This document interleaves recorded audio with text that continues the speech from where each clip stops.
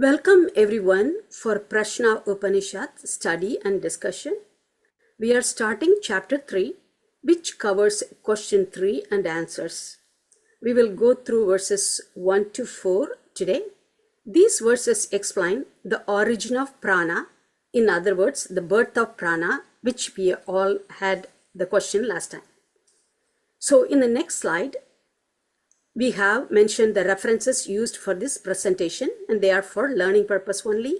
In some slides, the reference materials are presented as it is to keep the meaning also as it is. In the next slide, the choices of question for discussion. 1. From whom does this prana take its birth? 2. How does prana come to abide or enter into this body? 3. What or who is the chief prana which manages all as described in verse 4? Now, the summary of chapter 1 and 2 as context for chapter 3, which covers question 3 and answer. So the 6 brahmacharyas, all of them very devoted to Brahman, were seeking the highest aspect of the Brahman, the Nirguna Brahman. They all approached Rishi Pippalada. The first question from Brahmacharya Kabanti is regarding creation. The Guru starts the answers from the creation of the macrocosm to the microcosm. Guru Pippalada explained that Prajapati, the Lord of the creatures, created a pair, Prana, the energy, and Rayi, the matter, the dual manifestation of one cosmic consciousness, thus created many from 1 to 2 and many. So now the second question focuses on details of the microcosm, the living beings. The second Brahmacharya Bhargava questioned the master, how many devas or factors support the living being? Which of them give life to this body, and who among them is the greatest? To him, the master replied, Prana, the greatest of them, dividing in fivefold, keeps this body going, and thus gives support to needed by it. So, in essence, Prana is everything, and that prana is the cosmic consciousness. It manifests and expresses in all as name and form in the macro and microcosm. Now, prelude to question 3. So the third question comes from the Brahmacharya Kaushalya to Rishi Pippalada. The disciple, like us, understood that the prana is everything, and it holds this body, gives life, and makes it function. Now he asks series of questions, starting with 1. Where did this prana come from? The birth of prana. 2. How and why did it come and enter into this body? 3. How does it connect the inner world microcosm and the outer world macrocosm? 4. And how does it prana leave the body? 5. What is the fruit of knowing this knowledge about prana? This is the focus of the third chapter, and with this, Ranjini will add and take us to the verses. Thank you, Val. So as you can see, we're getting more and more, it's getting quite practical. And while this is a spiritual discourse, about the prana, the origin of life and the life force, as we go through this chapter, you'll realize that it literally seems like a lesson on anatomy and physics. And the level of detail that Guru Pippalada provides when trying to answer this question is staggering when you consider how much was known even then using a different framework. So let's go to the first question of the third chapter, which, as Val introduced, was a question by Kaushalya. So this one says, Atahi enam Kaushalyaha cha Ashvalayanaha papracha Bhagavan kucha esha prana jayate Katham ayati asmin sharire atmanam va pravibhajya katham pratishtate kena utkramate katham bahyam abhitate katham adhyatmam iti. So six questions that Val walked you through are enshrined in this shloka. Atha, then, Ashvalayanaha Kaushalyaha. Kaushalya, the son of Ashvalayana. Enam, the him that is being referred to here is Guru Pippalada. Papracha, he asked, Bhagavan, Esha Prana, this Prana, Kutha Jayate, where was it born? How does it come into being?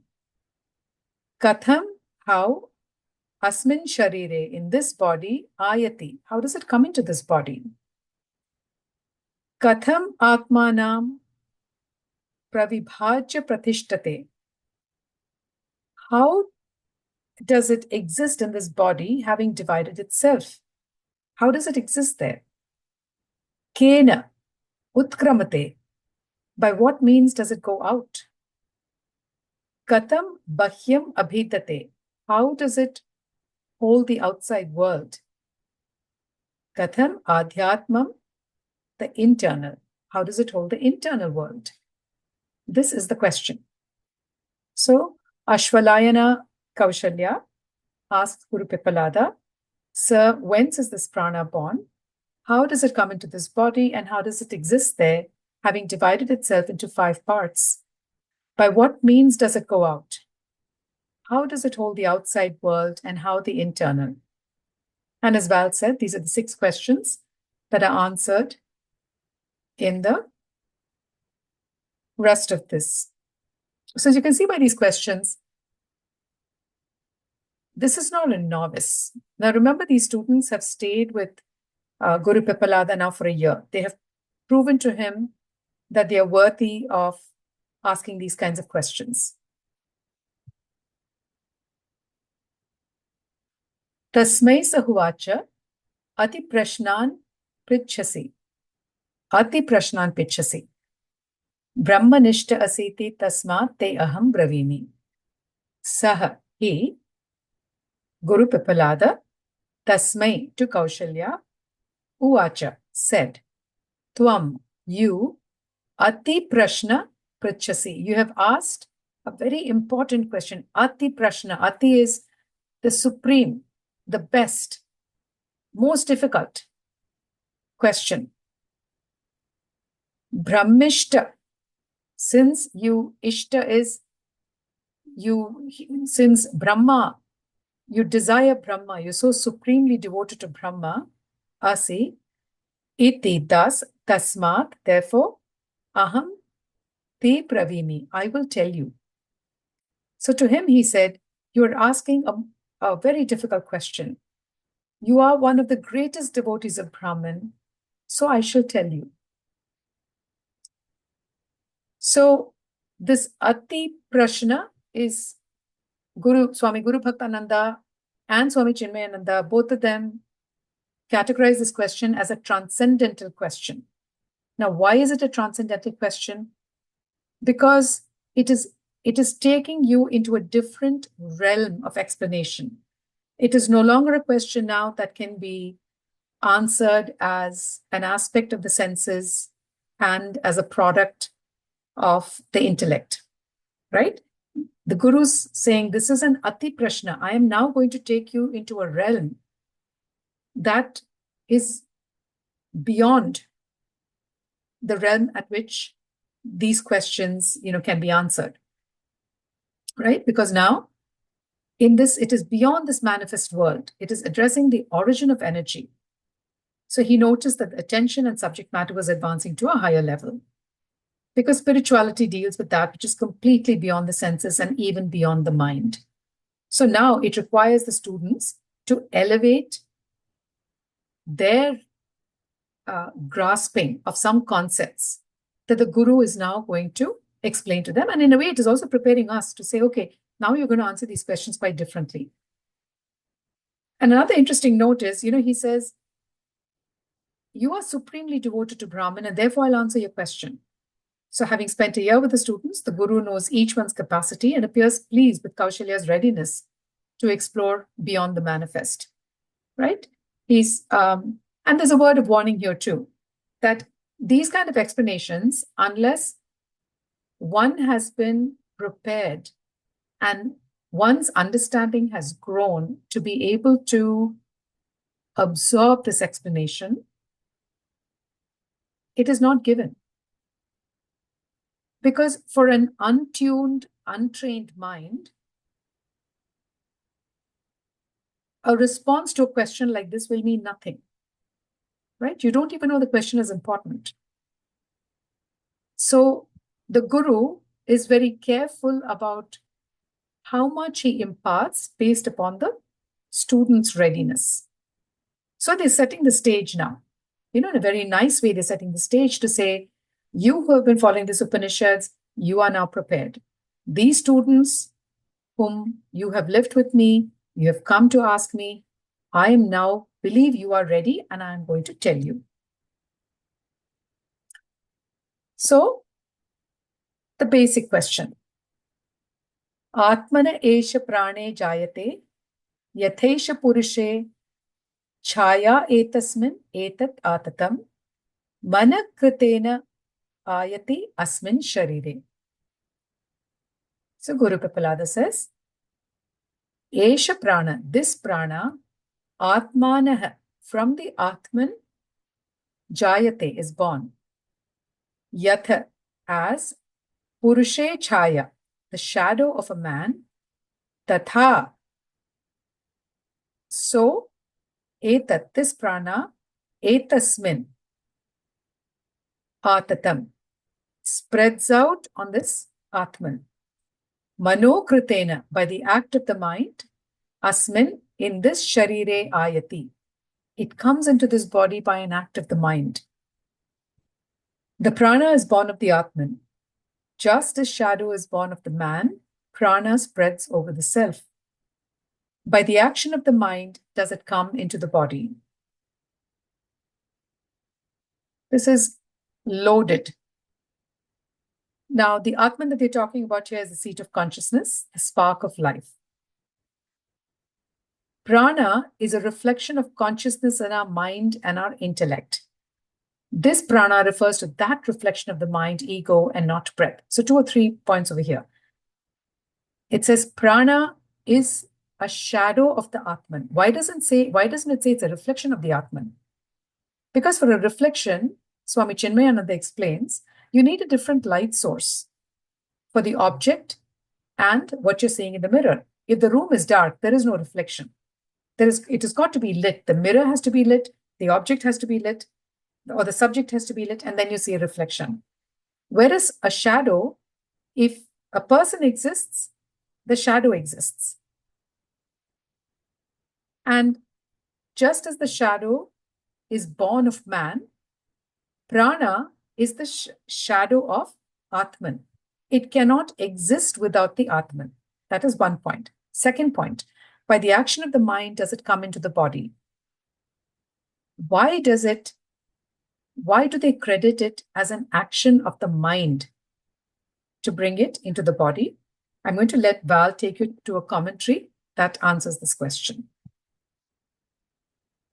Val? Thank you, Ranjini. So, as Ranjini said, that 2 line packed with a lot of information. So, the commentary for that, the question is, from whom or where did prana take its birth? So, the prana is born of the Atman, the self, means Brahman. As we learned, Atman is spark of Brahman. So, now the verse explained with an example of shadow. The verse says, prana is like a shadow of Atman, the Brahman. So, why is he giving the example of shadow? Swami Guru Bhaktananda explains the reason why the prana is compared to the shadow of Atman. So, just as the shadow does not affect its cause in any aspect, so also the prana does not affect the Atman in any way. A shadow always accompanies that which produces it. It never separates from it. It is also totally dependent on it for its existence. The shadow has no real own existence.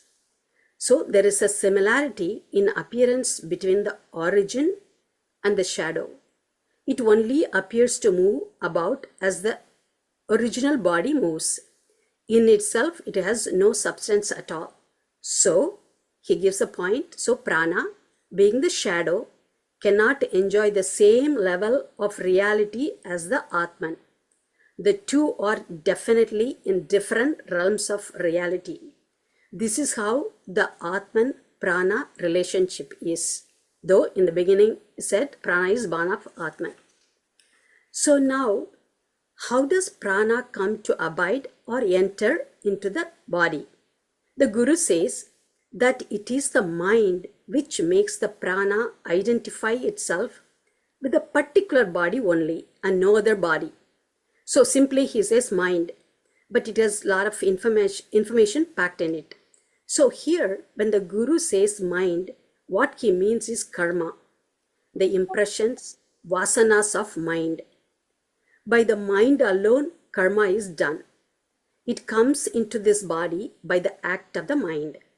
Through the karma arising from the desire, volition, wish, etc. of the mind.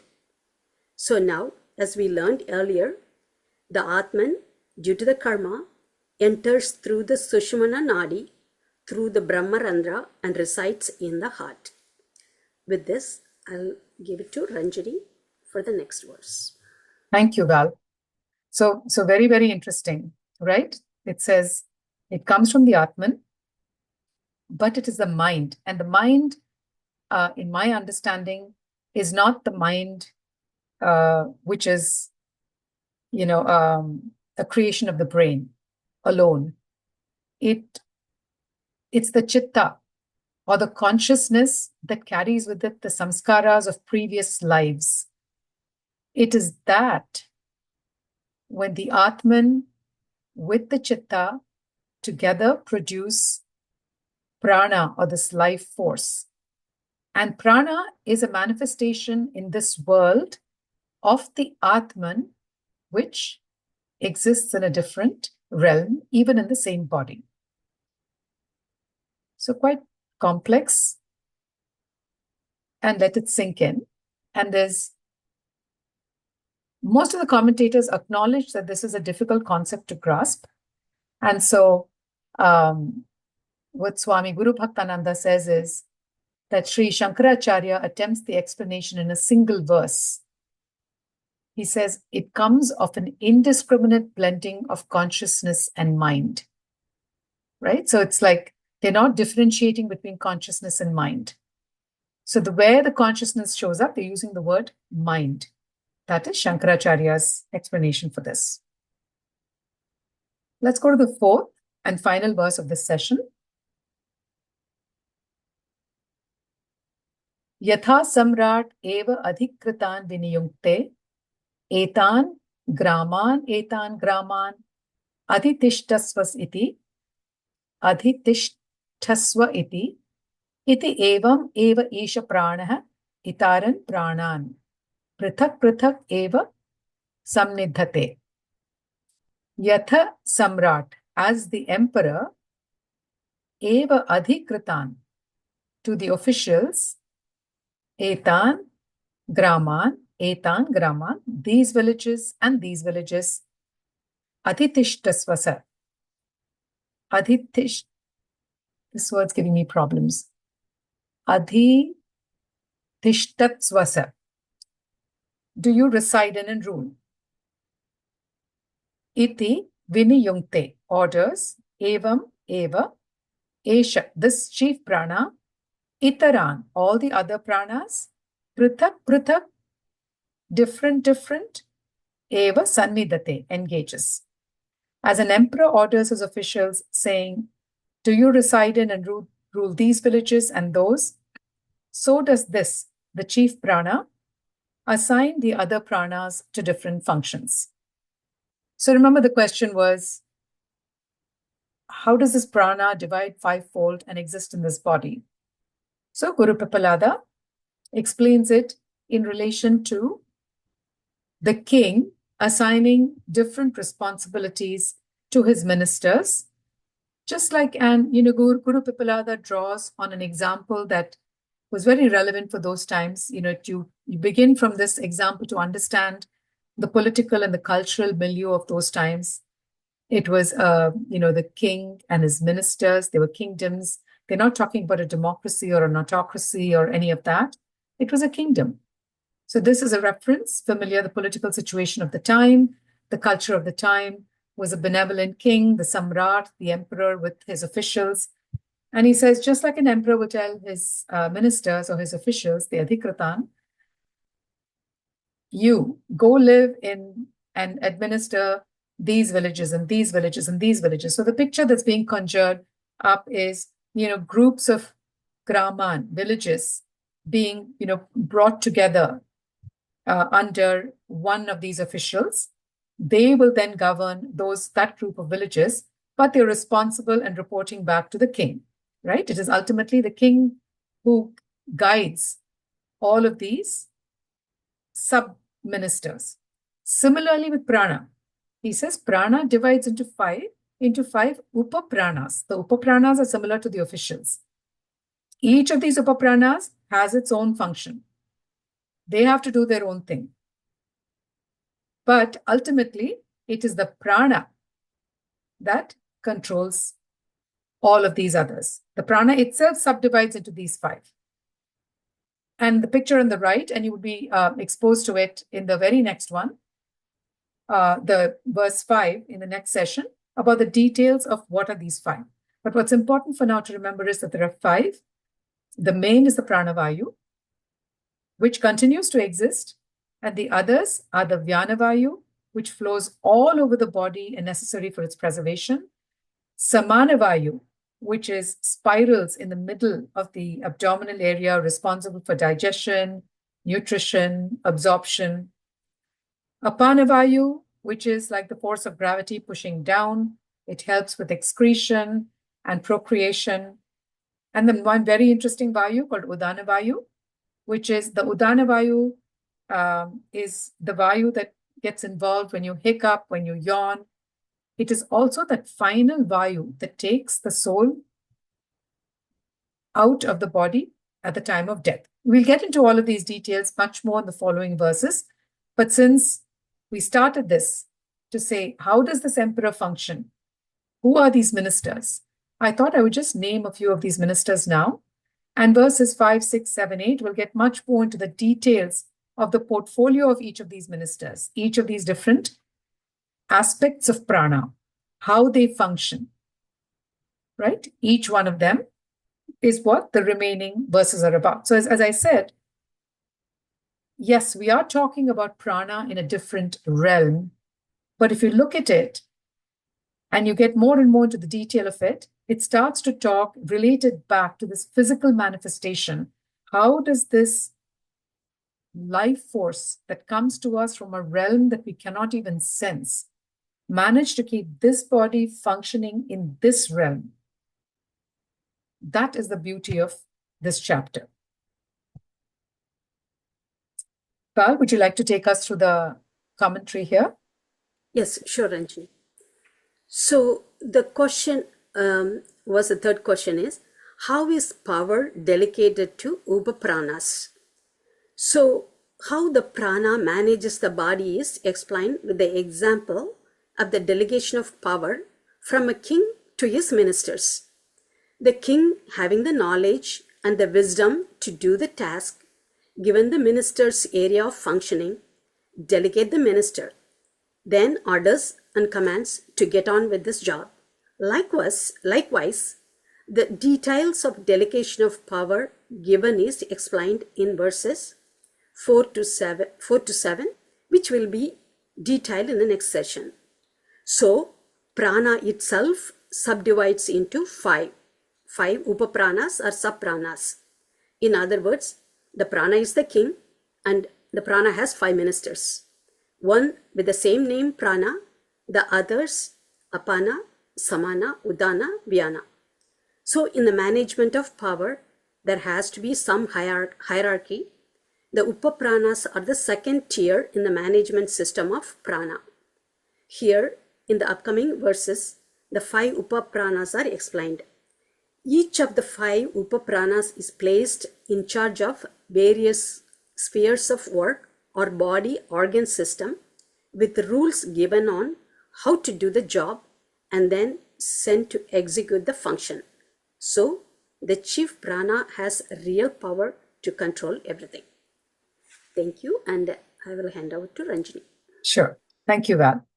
So we'll come back to the questions that we started with. From whom does this prana take its birth, which we talked about in verse 2? How does prana come to abide in or enter this body?